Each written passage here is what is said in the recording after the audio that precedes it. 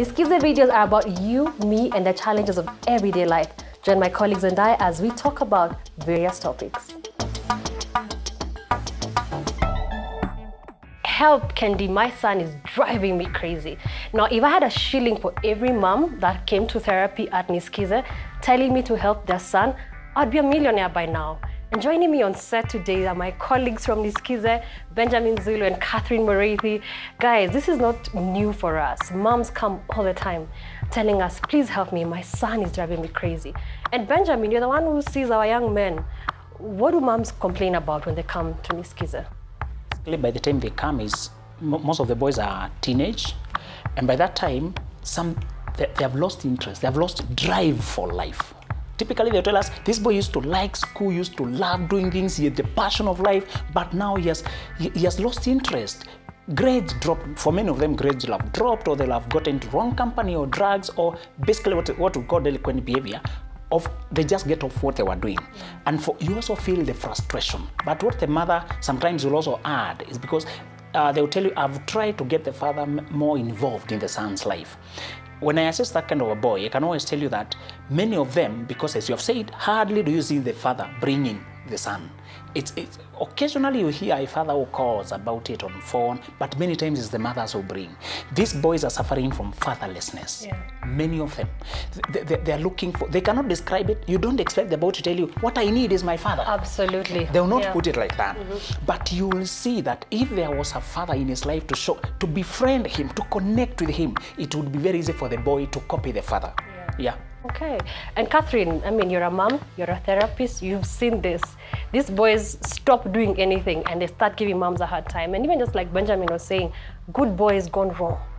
And moms are so frustrated. I remember I used to work in a public facility, and I think my whole time when I was there, counseling was free there, I hardly saw a dad bring their mom to therapy. And I know you have two sons and you have a very good relationship with your sons. Tell us the feeling a mom has when your sons are driving you crazy. One of the things that a mom feels is a sense of desperation, a sense of frustration. All of a sudden, the young boy who was very good, did all his chores, was always by your side. When you told him something, he listened. Suddenly does not want to do anything. He will not listen to you. He will not wash dishes. He will not make his bed. He will not even shower. The only thing he wants to do is to sit with a remote and watch TV and change channels the whole day. It can be very frustrating.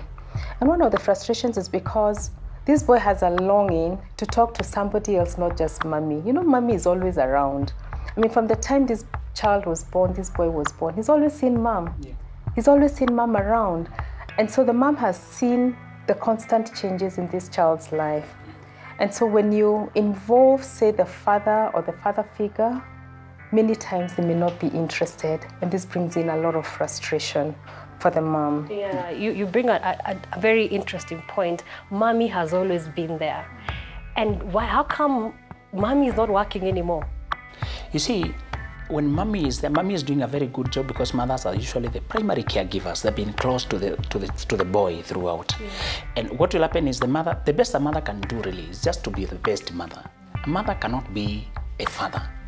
I was walking along the street the other day and I saw a mother going home, I think from school, with a son, 5, 6-year-old, and the boy is getting distracted, doesn't know, he's not focusing. They're trying to go, but the boy gets distracted. Then the mother is trying to get the boy back on track. Hey, don't do that, men don't do that, you know, men walk straight, men do that. And I felt for the mother, and I wished if it was the father doing it would be a very simple thing. Son, this is how we do it.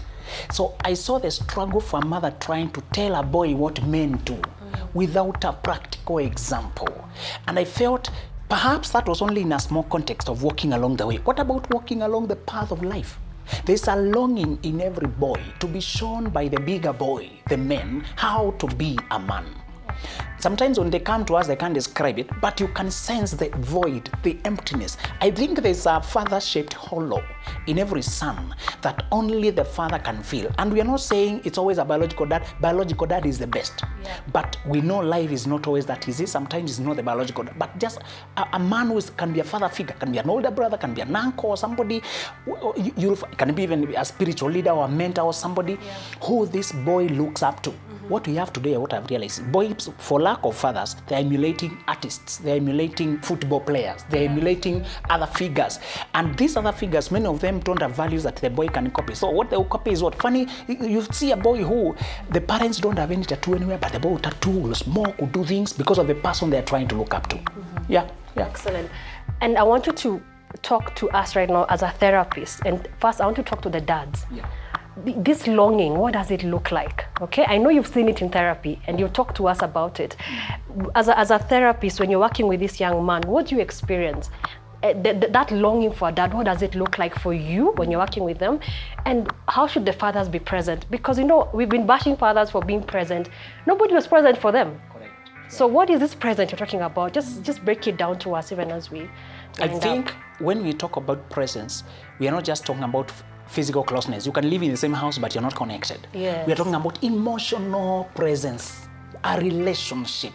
We're talking about, there's one boy who told me he always wanted his father to help him do just two things. Dad, go with me to the garage. Dad, ride with me the bikes. They used to ride bikes, and he just wished to ride with his dad, just a bike. And for for him to accompany daddy to the garage, just to see what men do.